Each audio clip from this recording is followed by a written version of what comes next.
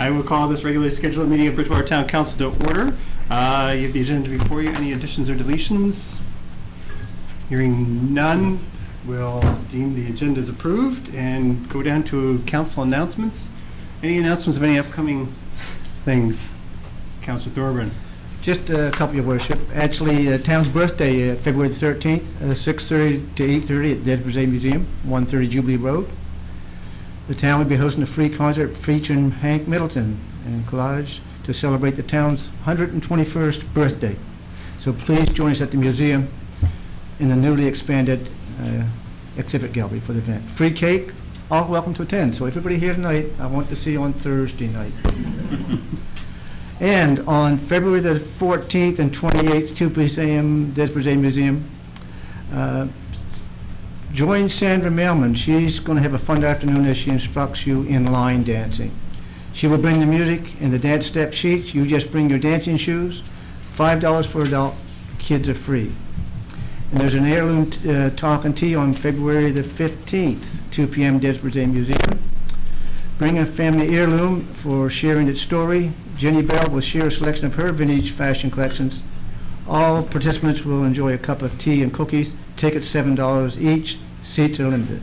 Please purchase your tickets in advance. That's it for tonight. Thank you. Any other announcements from council? All right, moving along. We have a couple of delegations that I know we're early, but they're here. So I'd like to welcome Maddox and Eric to come down to the podium from Scolaire de la Rive-Sud and the Lego team to talk to us about bees.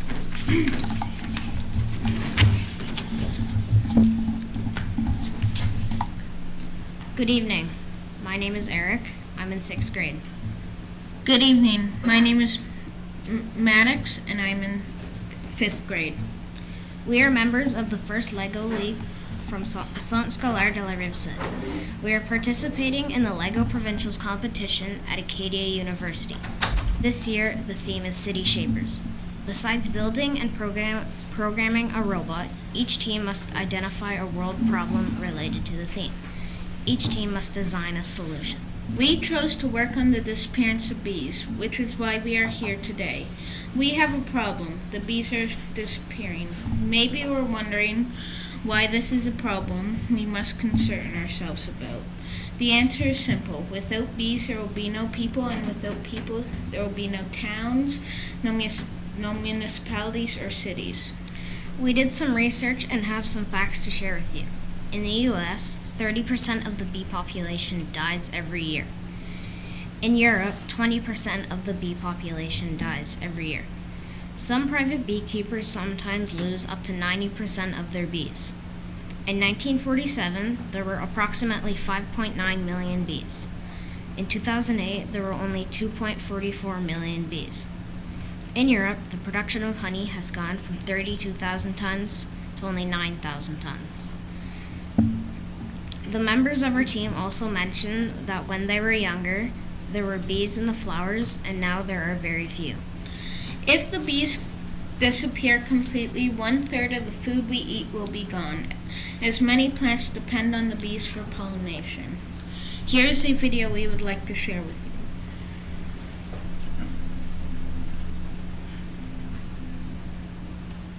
Some even claim that if they go extinct, humanity would be next. So with the dramatic decline in bee population, should we be worried? What happens if the bees all die? Simply put, if a plant produces a flower, you can bet that bees help them reproduce. This long-standing working relationship evolved with flowers being bright and fragrant to attract bees, and the bees' fuzzy, velcro-like bodies helping them to efficiently transfer pollen from the male part of the plant to the female part. This seemingly simple mechanism is directly responsible for the production of 70% of fruits, vegetables, seeds, and nuts we consume on a daily basis. 70%, which translates into almost $200 billion in global agriculture revenue. This huge responsibility is accomplished by droves of commercial bees reared by professional beekeepers for the sole purpose of being transported to farms or orchards to pollinate crops. But since 2006, these hard-working, busy bees have been mysteriously disappearing.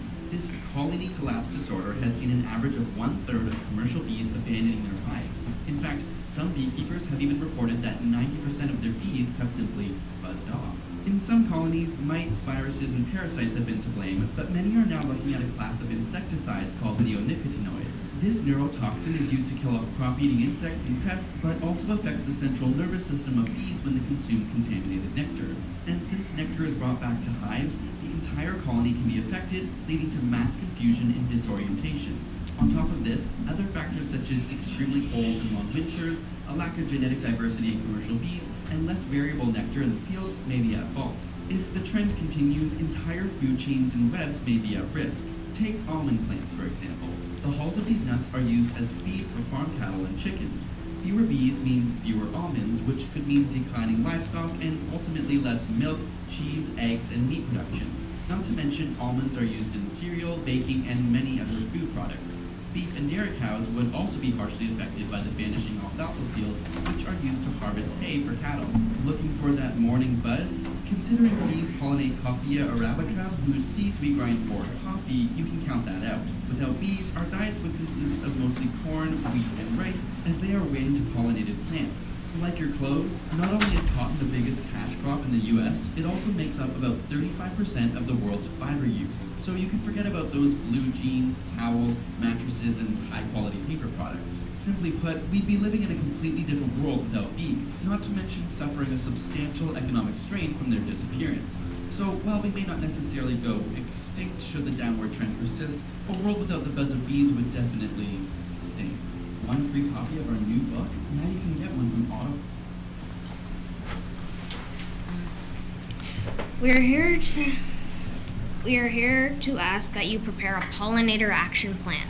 This plan could include A. Educating your citizens about the disappearance of bees through pamphlets and what families can do in their own backyard to help. We have with us a handout which we have sent home to all the families at our school. B. Banning pesticides that contain neonicotinoids. This is an important step as these pesticides are very dangerous to bees. C. Having more pollinator-friendly places in public gardens with flowers and that bees and other pollinators like. D. Installing bee hotels in public spaces. The type of bees which live in these hotels, mason bees. Mason bees are solitary. The males do not have a stinger, and the females will not sting only if trapped or squeezed.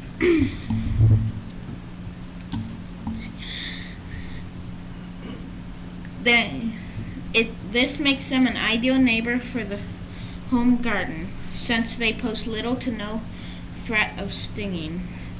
Having the recreation department organize information sessions about the disappearance of bees, which include the construction of a bee hotel for the home.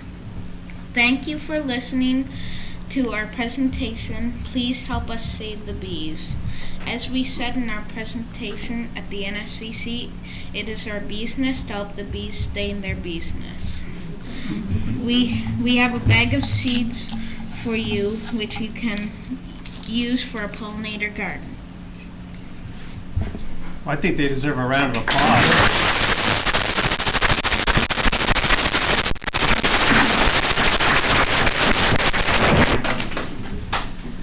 Now, will you take any questions? If there's questions from members of council?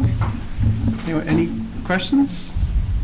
Now, Councilor Frazier, do you still have bees in your? Had bees, yeah. You had bees? Well, they're hibernating. They're hibernating. So, Councilor Frazier, I believe your husband is cultivating bees. We're trying. I know in the first year, they didn't survive. So there is lots of variables, as you mentioned, about pesticides and trying to work with that.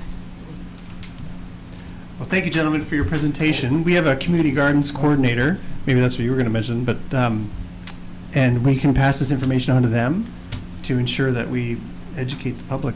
Councilor Graves. I love the idea of a pollinator action plan. I think that's great. What is a bee hotel?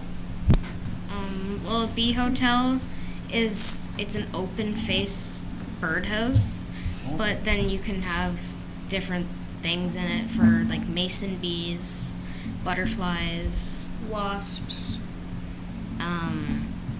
ladybugs, Okay, cool. and a lot of other things. And then it's just, well, to help. We can send you a picture. Unfortunately, the coaches were not quite organized tonight, and we forgot the Bee Hotel, because the kids did build one. And so my husband actually has a picture that he can show you. So it's just very simple. You can just take logs and drill holes in them. It's really, really simple. So we apologize to the boys. but Yeah, no worries. Cool. Councillor Thurban. I don't know, my wife has a garden, and the last few years, there haven't been that many bees around, but she must have planted a few plants that like bees, because last year there was quite a few, so that's encouraging. So if everybody can plant a few flowers, that gives the bees a place to go. Thank you, guys. Great presentation. Well done. Thank you. Yeah, very informative, and as I said, we'll pass that information on to our community gardens coordinator, so that maybe, well, we have your contact information, so maybe she can reach out, and we'll maybe put together the action plan. So, great job, guys. Thank you.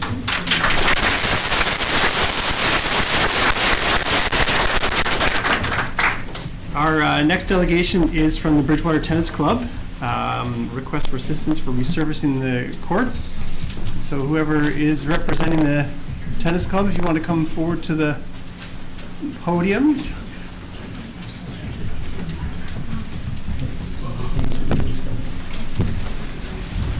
And thank you again to Maddox and Eric for that great presentation.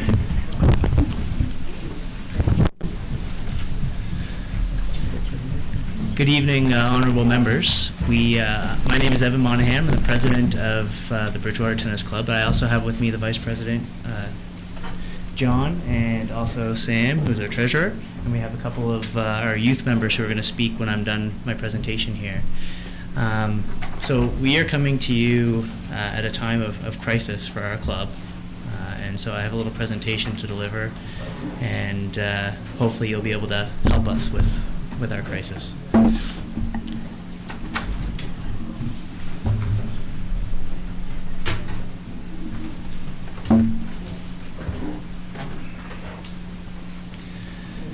So for those of you that don't know a little bit about the history of our club, it was established in 1890. So 2020 will be the 130th anniversary. And we boast about this. We're the second oldest club in Canada, tennis club in Canada. We had a Maritime Provinces Lady Champion, Miss Olive Owen, in 1910, 11, and 13. So we have a rich history. The club has been situated in Bridgewater for that long. It's moved around a little bit in Bridgewater, but it's been situated in Bridgewater for that period of time. It started off on the corner of Maple and Alexandra, and it was originally grass courts. And in 1910, it was converted to clay courts. There were 4 of them. Today, for those of you that aren't aware, we occupy the corner of Kinsman Field. And presently, we have 3 asphalt courts that are lighted, and we have a clubhouse that also has electrical and plumbing. So that's where we're sitting now. A little bit more background about our club. And again, we call it a club, but I don't want people to get the impression that we're exclusive, because that is not the case. If you look at our rates, it's very affordable. A family membership is $175, and there's no limit on the family members. An adult member and a youth member are $75 a piece, and doubles, which is 2 adults living in the same dwelling, is $100. So we're very accessible and very affordable. We are not exclusive in that sense, but we need a little bit of money to keep our organization running, and so that's kind of what we get from our membership prices there. Now, for that price, let me give you a little bit of background. We get 8 months of play mostly for our adults, so that's spring, summer, and fall. You can play all the way into December most of the time. And we've even had crazy adults go out sometimes in January in the snow. We often leave a net up all year for those that want to get out and play in the snow. Our youth members, the $75, it doesn't really tell you all that we offer. The $75 offers lessons Monday through Friday for the entire summer for $75. So it really is a service that we provide to the community.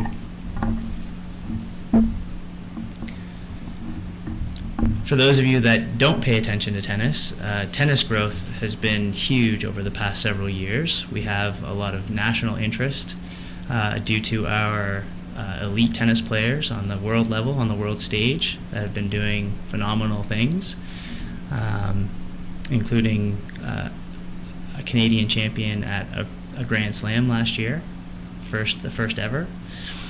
And we've also had a provincial investment. We're part of the NSTA, Nova Scotia Tennis Association. And our membership has gained yearly for the past 6 years.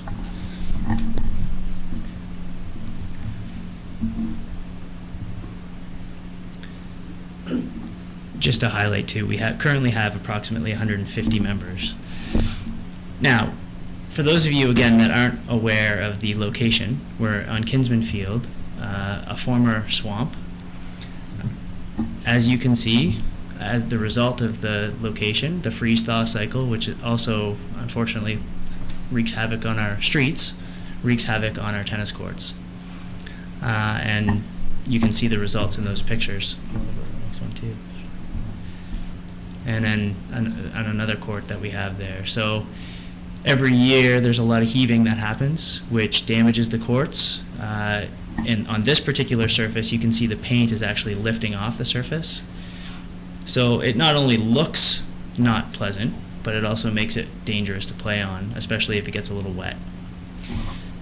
Our fences also are in need of repair.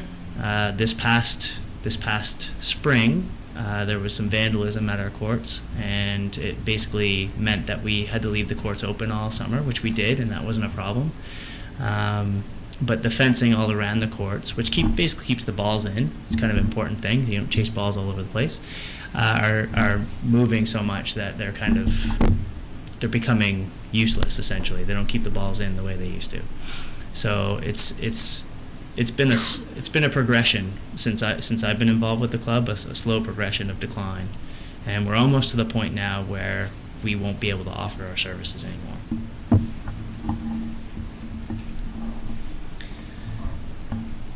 There's our clubhouse, and I would like to say that we're proud of the look of it. We're proud of the fact that we have a clubhouse, but as you can see from that picture, it's not a very inviting place. And though our membership has grown year over year, basically the facility is getting to a point where we can't sustain that growth, and I would imagine that we would start to lose members just by the state of that facility. It's starting to become a safety issue as well, and like I said, if we can't find something to help us with that, then the chances of us being able to offer these services are going to be severely limited. So what we're looking for is some help to repair our current location. There had been plans of us moving to Generations Active Park, which obviously is put on hold for 5 years. The courts in their current state won't last for 5 years. So, in the meantime, we need to repair them. Specifically, courts 1 and 2 need some repairs. You saw the pictures in the first slide of the fence, the posts, the tennis court posts, heaving, and the cracks in the courts. We need some clubhouse repairs. The deck needs to be replaced for safety purposes. The fencing, as I mentioned, and court 3 was the court where all the paint was coming off that you saw pictures of. That's the court, though, that it stands alone, and there's possible multi-use function for that court. That's a court that could be left open, and basketball courts could be added to it, which would further service the community. So we've costed this out. Basically, the cost to repair the courts 1 and 2 are $37,200 essentially. $32,200 just for court 3, as you saw, it was in pretty bad shape. Approximate repairs to the clubhouse, about $10,000. Possible multi-use basketball for the 3rd court as well, and that would cost about $1,500 for each of the areas that you have basketball around. fencing repairs, and a contingency. We're looking at a total project cost of $92,380. Now, how are we gonna achieve this? Obviously, we didn't come here to ask you for $92,380. We are applying for a recreation facility grant that will fund up to 1/3 of the project. And we're asking the town of Bridgewater for a slice, and we've already asked the municipality of the District of Lunenburg, and we're looking at some private sector donations. Bridgewater Tennis Club has a modest $6,000 to offer to the project as well, and that is what we have. That's everything we have. So 129 summers of tennis and counting. Can we afford to allow the historic club to crumble and vanish? Thank you very much. Now, before we get to questions, and we will take your questions, I do have a couple of youth members here who want to take a minute to express what the club means to them. This is Olivia. I go to the tennis club every day in the summer. I get to spend time with my friends from school and learn to play tennis too. I love tennis tournaments when we get to play against kids from other clubs. I hope the club can stay open. This is Spencer. I really like sports that require quick thinking and fast motions. I like the tennis club because it gives my sister and I a place to go hang out and have fun with friends while learning lessons about how to become a great player. If the courts aren't maintained and the club has to close, it would be very sad because I wouldn't be able to play one of my favorite sports. Thank you very much for allowing us to present. And again, I do want to reiterate that we are a club, but really in the summertime we're a community. And as you can see, there are several members of our community here in support of us tonight, and many more who couldn't make it tonight. And I don't know if I can use this word, but I think some people here would be dependent on the club in the summertime. It really is a place for people to come together in the summer. Great, thank you. Questions from members of council? Councilor Graves. The courts, is asphalt the best surface for, with the frost? Is asphalt the best surface? Probably not in the long run. And in fact, if we make the move to Generations Active Park, we were looking at a different surface type. Different surface type would be more accessible for our elderly players. But currently, if we're staying where we are for the next 5 years, we've already got the base. So yes, it would make the most sense to keep what we have. So things like clay doesn't... Again, if we make the move, yeah, we would be looking at potentially a different surface type that would be probably better in the long run. But where we are now, we've already got the base for the asphalt, so it doesn't make sense to tear that up and start scratch. Councilor Thorburn. 3 or 4 points. Number one, back in, I think, 1980 to 85, I lived on York Street, and Phoebe McLean might have been president at that time. Some of you may remember. And I was part of the telephone company that volunteered to go down and put the poles and the lights up for the tennis club. That was back in the early 80s. We went down weekends and nights and done it on our own free time because there was no lights. That's part A. Part B of the story is I come home one night after supper, and there was a barbecue on my deck. And I said, where did that come from? Phoebe McLean had bought a barbecue for us for helping out with the tennis court. Important information. And if you're going to do that third court over, which I think we should, and it would be nice to see if those courts are upgraded because they could be used as outdoor pickleball courts. As many of you know, pickleball is a growing sport, probably the fastest growing sport in the world, not just in Nova Scotia, which it is, or Canada, which it is. So repurposing that seems to make sense. And in that third court, along with including basketball, that there should be allowance made for a couple of pickleball courts. As many of you know, the 55 national games this summer in Kamloops, and we're playing on outdoor courts. And we don't have any in Bridgewater right now to practice on, so I see that as a major concern for me as well. Thank you. Thank you. Councilor McGinnis. Trying not to be negative, because I think they're a very, very important asset for the town. To me, the due structure seems pretty light. If you're paying $75 for the summer, to play tennis, and you have free lessons, everything included. Compared to other sports, it seems to me like it's a little light. And I don't know how that compares to other courts. You maybe don't even have that information. I do, yeah, I can talk to you about that. Is the membership increasing, or is it holding steady, or is it dropping? So, okay, to your first point, our membership fees are on par with other clubs in the region. So we have Mahone Bay, Lunenburg, Liverpool. Our membership fees are on par with those. And to your second question, our membership has been increasing year over year for the past 6 years.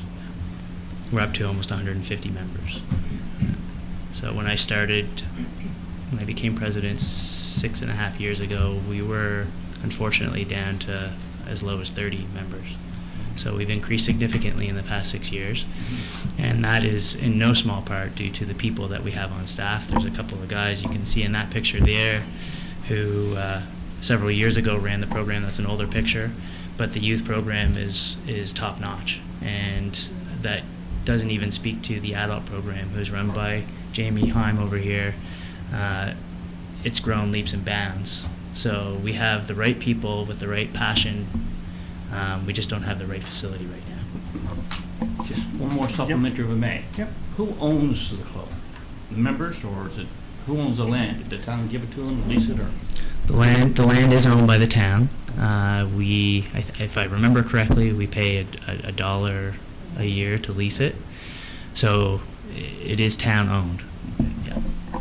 Councilor Frazier? Yeah, I just like to attest to the program. Both my children have been, I think, if I go back about 10 years, I've been playing at Bridgewater Tennis Club. So I know I've seen the club grow in the memberships, and I give kudos to Evan and your staff for growing the youth and inclusive to all ages, because I think that's important, and being affordable for families is a great feature as well. I know you're saying it's on par with other clubs, but I think I just want to say you've done a great job in growing the membership, because I've seen that with my own kids, and it offers a lot for our youth here. Thank you. If I could just kind of piggyback on that, I appreciate that. Thank you.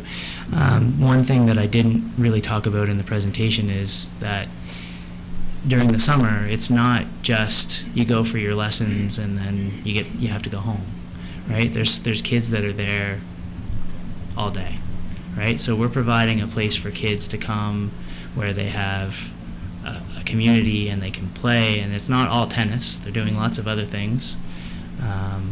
But it's a place for kids to go and be outside and have recreation. And you really can't put a price on that, but the $75, again, we're a not-for-profit in the truest sense of the word. We're not trying to make money. We're not trying to, we're trying to make it accessible. My goal when I became president was to bring tennis back to Bridgewater. I didn't want, I grew up playing tennis. I grew up playing tennis tournaments in Bridgewater, and I wanted to see it return to that. And we're not there yet, but we're working our way there. So, again, we're not in it to make money. We're really not. We're in it for the sport, and hopefully the kids you see in those pictures there will bring their kids to the club too. My question is actually for Councilor Thorburn. Yeah. If there was an opportunity for that third court to be used for something like pickleball, recognizing how busy it is, Yeah. I think you play 10 days a week. And I know it is growing leaps and bounds. Is that a stream of funding that there is a potential for the tennis club? Like, people would, I'm assuming, pay to rent that court. You're correct on both counts. I play 10 days a week, at least sometimes twice a day. But I, for the past 2 years, have joined the tennis club in Liverpool. I think it's $50 for the summer to go up there and play pickleball 3 nights a week. So yes, it is a revenue stream that could take place. And I think Jamie and Becky did try that a couple of years ago. But at that time, pickleball was just starting out, and I don't think the aptitude was there to play outdoors. some of the older members sooner play inside. But we did try it for a year or so, and then we just didn't have enough to play. So, yeah, it's really, I figure, quite viable now because we're running out of spots to play. Michelin's just, there's no time slots left for us to play. So there may be some value in this presentation also being given to Yep. the local pickleball association or groups. Absolutely. And you can actually see on that third court that there are pickleball lines on that court. We had, as you said, Jamie had kind of led the charge on that. And we did paint pickleball lines, and there was a partnership with the Pickleball Association, and they had so many members that were joining. But as you said, the appetite was not there to play outside, and it was a failure. But it didn't work out the way we hoped. Along, so. Any other questions from council?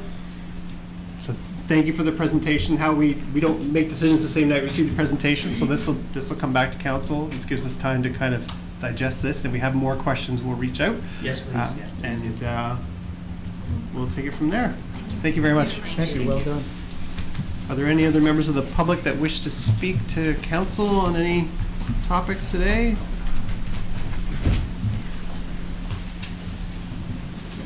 Hearing none. We'll go down to the next item, which is the minutes for the January 27th, 2020 council meeting. And before you, any errors or omissions? Hearing none, we will declare the minutes approved. And before I forget, Mrs. Porter-Lowe is away, and so we are very fortunate to have Amanda here, Amanda Shoup, doing all the important stuff, really. So thank you to Amanda, who helped set up the projector and do all the heavy lifting for us today. So thank you. I know you're so excited to be here. Our next item is a presentation. We have a Built Heritage Award to the Family Service Association of Western Nova Scotia. And I'm going to ask Mr. Peter Oikle if he would like to come down to the podium and start the presentation off, please. Thank you, Mayor Mitchell. Members of council, staff, ladies and gentlemen. It's my great pleasure this evening to make this announcement. The Bridgewater Built Heritage Award was started 6 years ago to recognize owners in the town who've maintained or have restored a historically significant building. This award started as a joint venture by the Heritage Advisory Committee and the Bridgewater Museum Commission and is presented annually. And a representative of both groups consults, Wayne and I did that this year, and selects a building that has seen significant restoration and care to preserve our built heritage. This year, the recipient is the Family Service Association of Western Nova Scotia, and the organization and its executive director, Art Fisher, have restored an iconic King Street building to reflect a facade reminiscent of years gone by. By creating a professional space on the first floor and housing on the upper floors, they've restored this building that will enhance the downtown. And further, they have ensured that it will also be an energy-efficient space. And I believe, Art, you told me that it's about a 75% R value in the walls. Wish my home did for that. This building has had a long history as part of our downtown. Built circa 1899, the original was the site of the William V. Andrews store. Emmanuel Franck, a local merchant, had also been an owner, and in 1907, Noble Crouse bought the property and began renting to Nathan Cohen. Cohen ran a dry goods store and offered men's clothing. One could also purchase from his line of steamer trunks and suitcases at his shop. In 1911, James Power bought the building and continued renting to Cohen. In 1914, Edson Kaiser had completed renovations upstairs and opened the Panama boarding house. By 1919, Kaiser had begun construction of a new building on Pleasant Street, which he called the Queen Hotel. And in 1923, the building was purchased by Captain Daniel D. Meisner, a Bridgewater resident who owned other buildings in town and traveled abroad regularly. The connection with Daniel Meisner is that his home was Harlan Lyon's home, which we recognized a few years ago with the Built Heritage Award as well. Mohammed Rofi, known more by the name Hermie, assumed occupancy in the 1930s and became a mainstay of the downtown. 3 generations of Rofi men ran the men's clothing store until it closed in 2018. Sitting vacant for some time, the Family Service Association of Western Nova Scotia took ownership with plans to restore and begin operating from this site. The observer will note the detail on the street facade, which reflects a past time and could have been found on other buildings of the early years of commercial growth in our town. The decorative corbels were cut out of Lunenburg and then assembled on site. The dental moldings on the facade enhance the historical look as well. That corner doorway features a large door that retains the original look. The renewal of the corner was made even more prominent by extending the angled architectural feature back to the ground floor to include the corner entry and by reincorporating the trim work to bring focus to that chamfered edge. At one time, this building had recessed balconies, which added to the visual features. These have been covered over in past renovations, and the new facade presents windows which will allow light into these rooms. Energy efficiency, 2/2 windows on the first floor, create a sense of expanse and allow light into the rooms and maintain a historical look. So as part of the program that we initiated 6 years ago, we're very pleased this evening to present this award and on behalf of the town, and I'll ask our mayor to do that, and our chairman of the Heritage Advisory Committee, Cheryl Fougier. And Art, if you would come forward, and I think if there are members of your board, would they please stand? George, forward. Come on up. And you have some staff as well, I believe, with you. So, Corey, come on. don't be shy. I believe we're seeing such a fantastic addition to the downtown in terms of its look and the work that they've done. And I think if you follow what they're planning next, it even gets more so. Art, come on in. Come on with Oh, that's Chairman? why you grabbed the... That's why here's the act. This is just for you. Just for you, Art. This tape has never been here before. It's just for you.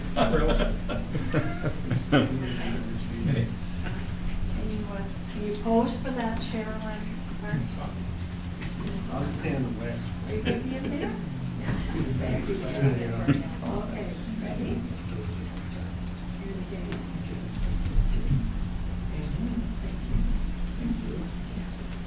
Eric? Citation. Special place. Thank you. Right? Wonderful. Would you like to say a few words? Do you want to get to? Yes, you do. Do you want to at the podium? Sure.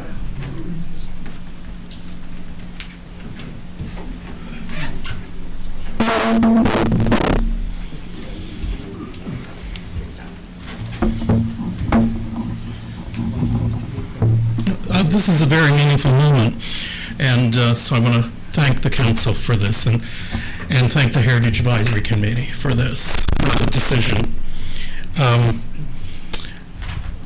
I think all my life what heritage buildings why they've struck me the most is not only the history and the relationships with who worked there and who owned it. What strikes me about our built heritage the most is the incredible amount of labor, often the labor of love by the trades that went into these buildings over and over and over and over again, repairing them and keeping them going and keeping them free of floods and so on. And I always look at heritage with a great sense of wanting to honor the trades and what the trades mean to the continuation of a community. And also, I think it's significant for moving forward today. We have quite a theme going tonight. I was listening to, about the bees, which is a very painful subject. I was thinking we have to realize that we really can't go forward globally unless we do go forward with a sustainability plan that includes development that is financially viable and also socially viable and environmentally viable. It's one of the reasons that we made this building up to R75 and some of the walls where we could in the attics, and because we need to look at how we have a sustainable tomorrow. Also, I just think that one of the things I'd like to honor is the fact that through multiple levels of government funding, site remediation, which is another feature of heritage work, I think it's a feature of heritage work we often don't talk about, is that buildings like 629 and 641 King often require a considerable amount of remediation and demolition in order for them to move forward with any kind of future.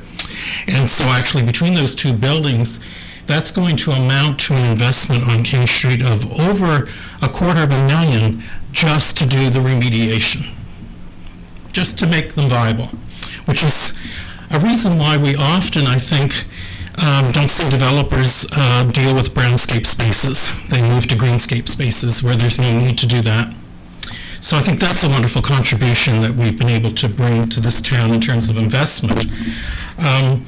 I think also, I think for me, the crowning piece of all of this is that I think, to come back to the trades, any community, the quality of the buildings depends on those people, and they're often the people that don't get recognized or even become visible in a community. So for us, one of the passionate things that's come out of this is the establishment of Level Up Construction Company. So Level Up is a construction company that is now licensed as a community interest corporation in Nova Scotia. Level Up's commitment is to help youth who are experiencing multiple barriers to education and employment move forward with trades education and trades employment. And it's been quite moving to see how quickly youth can move forward in life with those kinds of very pragmatic supports. You know, I think our health interventions sometimes think that, you know, people need years of some version of talk therapy. And, you know, sometimes talk therapy doesn't really help if you don't have a place to live and you don't have a job. So there's often very pragmatic reasons why that's wonderful to move forward with. So I'm very excited to look at how we, in these projects, do something that's sustainable on all those levels, sustainable for the community and the people who are part of the community and their futures, sustainable environmentally, and sustainable in terms of profit making. And how we do that through supporting the youth of this town in building their own affordable housing. And to me, that's just kind of cool. And so, thank you. This is a wonderful piece to take away from what at times was a rather exasperating kind of like year and a half.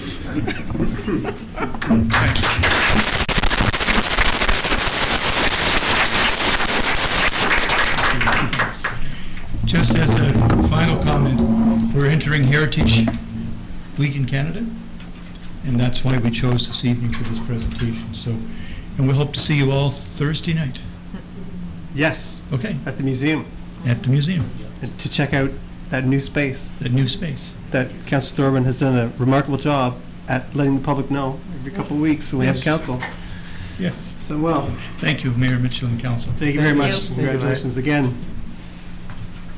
Our next item is under reports and recommendations, recommendation of the Municipal Joint Service Board, Safety and Procurement Shared Service Proposal, and I'll turn that over to our CFO to explain to the public and our viewers and walk us through it.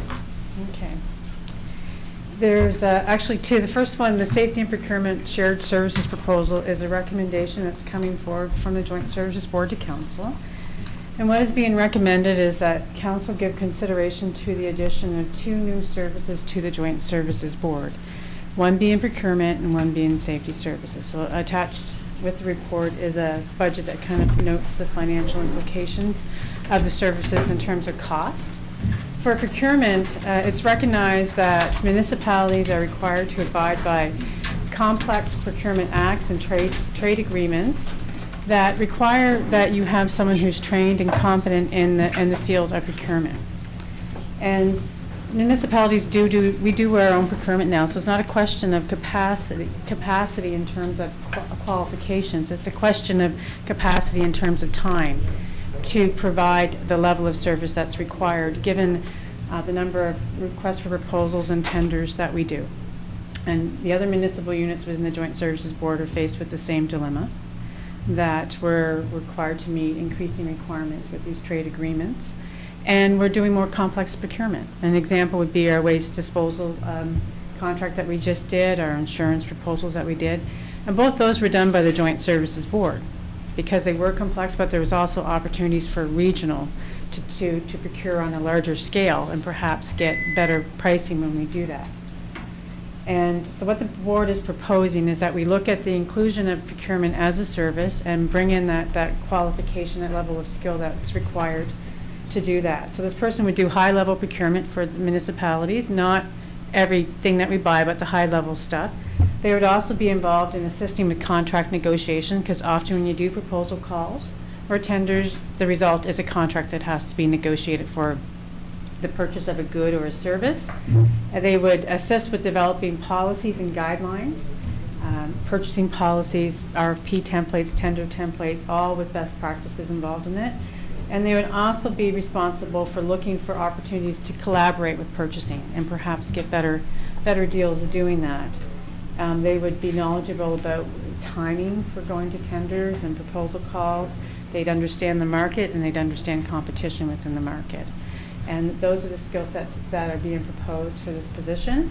The cost for this position is noted in your report as well. So for procurement, the total expense is $109,474. So that's with the Joint Services Board, and we'd be about, I think, around 45% of that cost to do that. And that would include all of the overhead allocations, so administrative support, the procurement officer themselves, and other office expenses. So it's proposed that the town's cost of that would be $47,074 for that service. The next service that's being proposed by the Joint Services Board is safety. Municipalities, we're employers.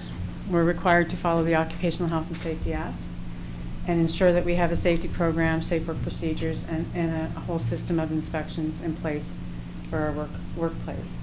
And it's a challenge for municipalities to do that. It's a risk for municipalities. Our public works is a big one in particular.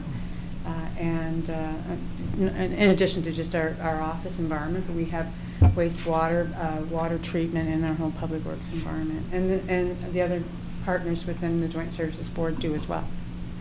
So this is proposed as an officer position that would assist in coordinating that safety component within the municipalities and ensure that we're meeting the Occupational Health and Safety Act and regulations, that we have those policies in place, that safe work practices are in place, that they're being reviewed on an annual basis, that your hazard assessments and your inspections are being done. And they would work closely with the Joint Occupational Health and Safety Committee as well as our directors and our employees in ensuring that that's put in place. This would have, I believe it's proposed that this position wouldn't start till midway through the year. And for that reason, the total expense for 2020-21 would be $54,449. A full year, that would be almost $109,000 for all expenses in for that position as well. So in terms of cost for the town of Bridgewater, you'd be looking at $22,324 for next year, and then for a full year, you're around $45,000 for that particular service. And procurement, as I mentioned, it was $47,000. Your agreement that created the Joint Services Board requires that the councils approve the addition of new services. So this is being recommended by the board. They did do an initial proposal to the councils to say, did you want us to explore? And we said yes, and so did the other partners. And now this is the detailed proposal that's coming forward, where they believe that this is the best model to provide the service and is therefore being recommended for consideration. Motion. Sure, let's put a motion on the floor. I move the town council for the town of Bridgewater accept the recommendation of the Joint Service Board and approve the addition of the following services to Municipal Joint Services Board Agreement. 1, procurement shared services as Schedule 4, and 2, safety coordinator shared services as Schedule 5 to the Municipal Joint Service Board Agreement. And further, that the town council direct staff to work with the Municipal Joint Service Board to draft the necessary amendments to the Municipal Joint Service Services Agreement to incorporate the services in the Municipal Joint Service Board Agreement. Thanks. Seconded by Councillor Thorburn. Discussion? Just briefly, two very important additions to the Joint Service Board, and that is where they belong. We saw with procurement with the waste site, we got a new contract with the service provider for I think 4 to 5 years at a reduced cost over our current contract, and I think we had the same results with the insurance. So you're getting people with professional expertise who focus on this stuff, so you get better deals, and more importantly, it's protecting our town. And I would just add that the whole mission of this is the Joint Service Board is to add services that the three partners, Mahone Bay, Municipality of District of Lindbergh, and the Town of Bridgewater use, and share that cost burden across those three entities. And as you said, Councillor McGinnis, to make it more cost effective to our taxpayers. So we must be increasing the number of services offered by the Joint Service Board in order to remain competitive. And so this is another step forward. So I'll certainly be supporting the motion. Likewise, two great additions. Councillor Just one question. The Joint Service Board been up in mind for quite a while. We had no safety officer all that time. No Occupational Health and Safety Act that we follow. Yeah, we do follow that internally. It's not centered on anyone's desk. It's kind of in the corner. We have an Occupational Health and Safety Act, and managers are responsible for ensuring that we adhere to that. So we're certainly ensuring that we comply with that, but it is a challenge and a struggle to fit that within your normal work day.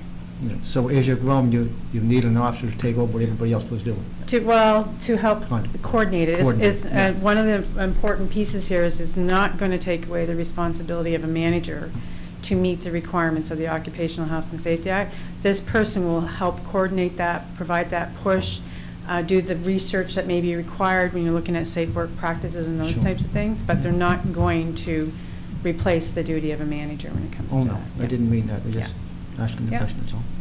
Okay. Ready for the question? I am, yes. Question call. Question being called. All those in favor? Those opposed? Motion is carried. Thank you. Continuing on the theme of Municipal Joint Service Board, we have a revised organization chart. And maybe you could speak to that, please. The present CEO of the Joint Services Board, Sue, has announced her leave from the Joint Services Board in June of 2020. And with that comes a decision by the board in terms of how they look at replacing this position. The Joint Services Board has had a part-time accountant position in the organization chart, and it's been budgeted for a few years now, and it's 70%, not part-time. But they've had some challenges filling that position. Given the skill set of the present CEO, she's been able to do that role as well as be the CEO of the Joint Services Board. With her retirement and giving the expanded role of the Joint Services Board moving into various different services, it's felt that the CEO that comes in to fill this role needs to be able to focus more on overseeing the operation and ensuring that the services are delivered to the needs of the partners, and that a controller or an accountant type position full-time is required to ensure the financial side of the operation is working well as well. So the recommendation from the board is that we look at a controller or a full-time accountant, so we move from 70% to 30%, and then that would enable the CEO to focus on the oversight and the leadership role that that person would provide to both the organization as well as with the board itself. The impact financially is $35,000 because, as I mentioned, we've already had 70% of those funds within the budget. And so our share of that would be, again, like 45%. So with the safety officer and the procurement function as well as this, our cost for 2020-21 would be close to $97,000. It's never going to get easier to say 2020, 2021. I know. I'm saying a bunch of 20s in that. Yes, please. I move the Town Council for the Town of Bridgewater accept the recommendation of the Joint Services Board and approve the budget expense required for the 2020 2021 budget to reflect the addition of full-time controller to replace 70% part-time account position. Thank you. Seconded by Councilor Vergier was first. Oh, that's good. Any discussion? Just briefly, we've been fortunate to have a chief operating officer in Sue Secord who handled 2 or 3 different positions out there. And she has decided to step aside and be sort of semi-retired at the very least. And so it's important that we do this right, because we are doing a lot of good things at the Joint Service Board, and we want to see those continue. And I kind of look at this position as if Sue wasn't the person in the position now and from the beginning of the MJSB, we would have already had two positions you would have. from the get-go. It was set up to have really 2 positions, but her skill set made it so we didn't. So this is a necessary change with the retirement of Sue. So should be missed, but yeah, should be missed. For any discussion? Councilor Just Irwin? one thing, this has to go to MODL and to the town of Mahone Bay, unanimous approval. by all MODL three. is addressing this tomorrow. Yeah, it's really a budgetary Right. matter, Right. and yeah, so they would have to improve that change, yeah. Any other questions? Good. Hearing none. All those in favor? Those opposed? Motion is carried. Thank you. Our next item is request for financial support from now Lunenburg County. With documents attached, they're seeking $900 from the existing, from our economic development budget. They are doing not quite the tour they did last time where they went across the country, but they're going to a medical recruitment event in Ontario, and then going to continue on and do some promotion of Lunenburg County while they're there, taking the trailer again and promoting our region. So there's a request here for financial support, as I said, for $900 from the town of Bridgewater. What is council's wish? Councilor Graves? I move that town council for the town of Bridgewater approve financial support for now Lunenburg County for $900 from the existing 2019-2020 economic development budget in support of physician recruitment at the Rural and Remote Medicine Conference. Thank you. Seconded by Councilor Vergier. Any further discussion? You get a doctor for $900. That's great deal. As a bargain. Yeah. I think we should mention that at the meeting that Saunders Motors, I believe, has donated. Donated the vehicle, correct, Vehicle yes. to haul that trailer, and kudos to Saunders Motors. Yes, thank you to Saunders Motors and all the other community No, partners that are the donating partners to as well, this, because yeah. the trip doesn't cost $900. No. So there's a lot of people sponsoring this. Any other discussion? Question. Question being called. All those in favor? Those opposed? Motion is carried. Thank you. Next item is Lunenburg County Accessibility Advisory Committee 2020-2021 budget. So that is before you. It's kind of self-explanatory. As a member of that committee, I'll bring the motion forward, Your Thank you. Worship. I move the town council for the town of Bridgewater approve the Lunenburg County Accessibility Committee's 2020-2021 budget to develop an accessibility plan, with the town's contribution being $4,071.24 based on 13% uniform assessment. Thank you. Seconded by Councilor Vergier. And correct me if I'm wrong, this is the 5 municipalities Yes. are on the committee. Yeah. So instead of tackling this individually, we are doing this with Yes. Town of Lunenburg, Town of Mahone Bay, Chester, Municipality District of Lunenburg, and ourselves. And I think we need a plan by April 2021. Yes, next Yes. meeting. Yeah. Yeah, 18 months. Any Nice to questions? see the cooperation and the uniform assessment. Yep. No, that's great. Any further discussion? Hearing none. All those in favor? Those opposed? Motion is carried. Thank you. We seem to have these every week now, these notices for some policy revisions. So just a reminder, because sometimes people wonder why we don't really debate some of these. So this is this next one is just a notice that at a future meeting, we will be discussing a tax collection policy. So someone who's prepared to make that motion? Councilor Graves, please. I move that town council for the town of Bridgewater give notice pursuant to section 48 of the Municipal Government Act that at February 24th, 2020 council meeting, proposed changes to policy 33, tax collection will be considered to outline requirements and authorities. Thank you. Seconded by Councilor Thorburn. Just before anyone wonders what that means, it doesn't mean any, like, we're not, I hear tax collection, and I'm sure people are going, what? How are you coming? No. Do you know, just maybe, super quick? It's just basically that the changes are to reflect current practice, so the policy doesn't really reflect that. So one of the big things is the ability of the treasurer to negotiate tax payment options for property owners who may be nearing the tax sale list and need some assistance. Those types of things that is not clear in our existing policy, that's enabled.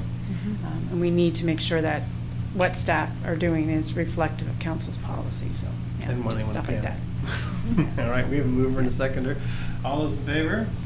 Those opposed? Motion is carried. Thank you. Next item is the REMOS, or Regional Emergency Measures Organization Advisory Committee proposed Comfort Center and Emergency Shelter Procedures. So this kind of came out of getting some more clarity. I'm looking at Councilor Thorburn for some guidance here. After Hurricane Dorian, what's a comfort center? What's an emergency shelter? When should they be enacted? And kind of trying to find some common ground, because I know some people were wondering why some were open, some weren't, why some groups were open overnight, why some were only open at certain times. So this is to kind of get us all on the same page. If you Yeah, that is correct, and they're quite different. The Comfort Center, you're there during the day, they may provide coffee, meal, charge your cell phones and whatnot, and they're really put on by the different locations that have those centers. But if there's a shelter overnight after the 72 hours, then that's done by REMO, and we have shelters for that. Or if a large emergency took place where we had to evacuate somebody, right? Yeah. Yeah, I was just say, I think the key is, and there's been some confusion about, not so much, I mean, maybe more with our partners, but about who really drives opening a comfort center, and it's the communities that decide that. And the emergency center, as you say, REMO would make the request, but Red Cross would be the ones that would come in and operate the emergency shelter, because that's meant for lodging, and you're staying there a longer period of time. Yeah, so it's just to bring that clarity to that. The other thing that it did was it came up with some standards. So if you want to be recognized as a comfort center, and when you open, we list you, there are some things that the procedure has, like you must have a generator, you have to be barrier-free, some basic things that the community would expect if they went to a center. And same with an emergency shelter, just some standards that we put in there that provide that assurance if we're listing them as that they meet some minimum standards. Councilor Graves. So how many facilities in the town of Bridgewater would meet that criteria?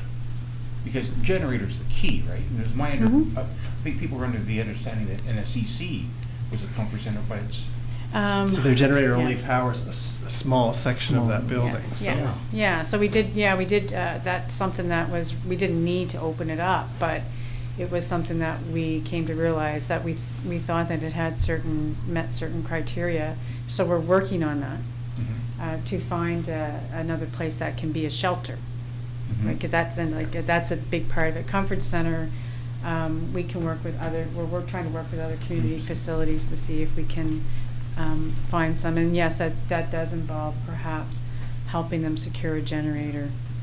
So in town, how many do we have? Is it just the fire hall, Councilor Thorburn, or anybody? Well, the one that we have in town, to my understanding, was always a community college. But like the mayor said, there's only certain parts of that has electricity, but it's in their budget plan, and I think they're kind of looking at moving that forward and trying to get some emergency power there. Yeah. If I understand correctly. And they're REMO's in conversation with another entity for also becoming a shelter as well. So I don't want to speak to that until that group has made that decision yet, but there are other options being explored. And the LCLC doesn't have one, right? There's no generator. No. I guess with climate change and everything else, it's important. Yeah, it's not going to get better. No, it's not. Want a motion? Yes, please.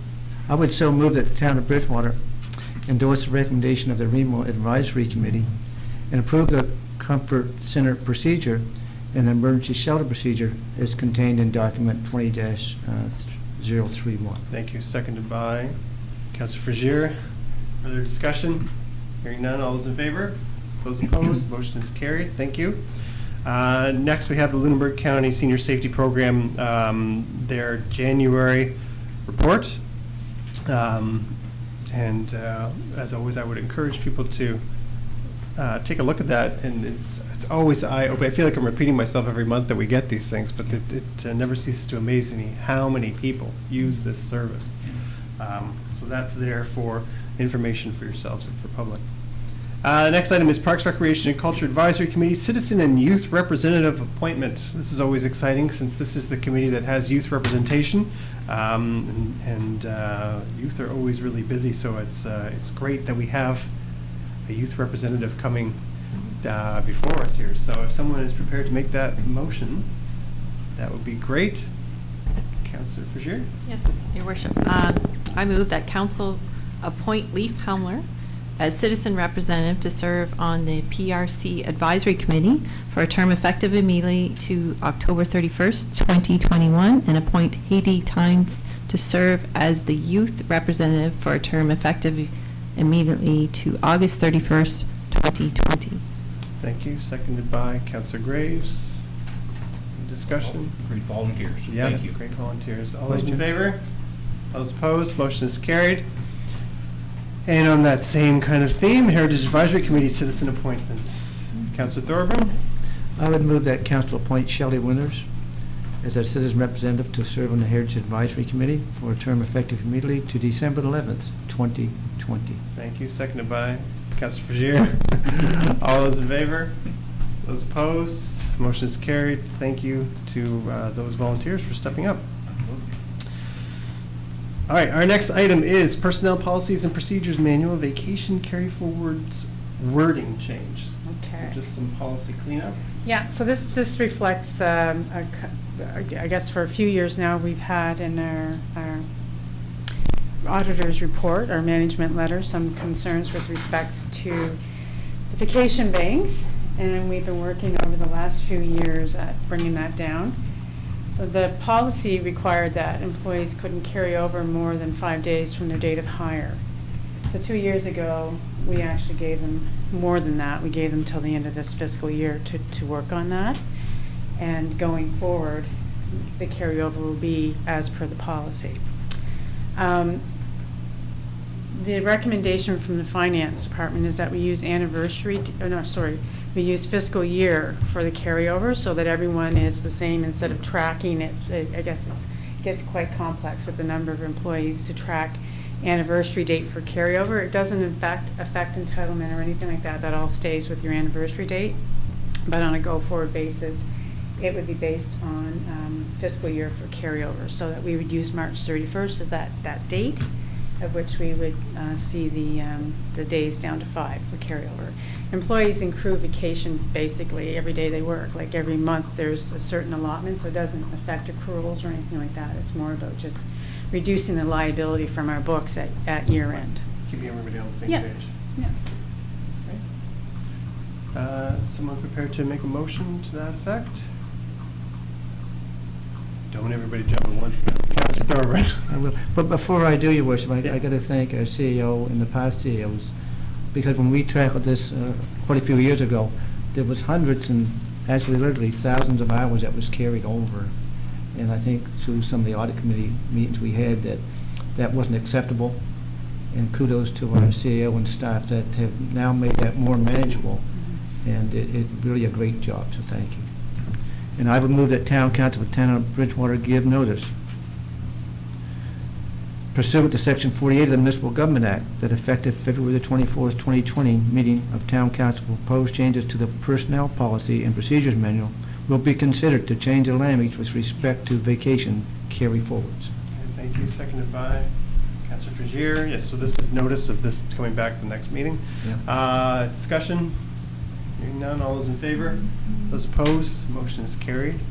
Next item is for information, departmental quarterly reports, and similarly to Councillor Thorburn thanking the CAO and staff for the previous item, I'd like to thank managers and the CAO for this. This is new to us, these quarterly reports. Yes. I know it adds time to your busy schedules, but I found it a really great read because we don't always hear everything that the departments are doing. We hear from planning when planning's here, we hear from engineering when engineering's here, and when these topics hit. But some of these topics are, they take some time before they get to us, or they've been with us and then we've moved on. So I found the reports to be really great information. I'm sure council feels the same. So I look forward to these. Quarterly. Quarterly. The title's genius. So if you have any questions, I would encourage you to, through the CAO, email your questions, and she will get the answers from the managers as required. Our next item is business arising unfinished business. We have a vacant position for the board of the Western Regional Housing Authority. Another volunteer. What is council's wish? Councillor Graves. I move that the town council for the town of Bridgewater recommend Angie Brown as a nominee for the town's representative on the board of the Western Regional Housing Authority. Thank you. Seconded by Councillor McGuinness. Thank you for the Another, volunteers. yeah. Love 'em. Yeah. Great. Any further discussion? Question. Question being called. All those in favor? Those opposed? Motion is carried. Thank you. And our last item is, again, a notice to propose changes to the policy 96, which is the Bridgewater Facade Improvement Program. And this came out of a discussion council had a few weeks ago, months ago. Time seems to fly. So this is, again, something that will come back to the next council meeting. Someone prepared to make a motion? Councillor Thurman. Okay. I would move that town council for the town of Bridgewater give notice pursuant to section 48 of the Municipal Government Act. And then at the February 24th, 2020 council meeting, amendments to policy 96 facade improvement program will be considered to restrict signage eligibility to 25% funding to a maximum of $500 and to limit the number of applications to one property ID per physical year except corner lots where 2 public facades, and to remove appendix B and C. Thank you. Seconded by Councillor Frazier. All those in favor? Those opposed? Motion is carried. We have an in-camera meeting that will be in this room. And before we adjourn, I want to thank Pat Hurdle for. I'm hearing a lot of great positive feedback about our current streaming setup. And so as we try every single way possible to reach the public and make sure we're accessible. I know he's put a lot of effort into this, and he kind of hides behind it. So I do want to thank Patrick for this. And also, I just want to say again to Maddox and Eric, those 2 young gentlemen that gave the presentation in the bees. Oh, yeah. I love when young people come and speak with such confidence, especially when it's something environmental or socially important like that. So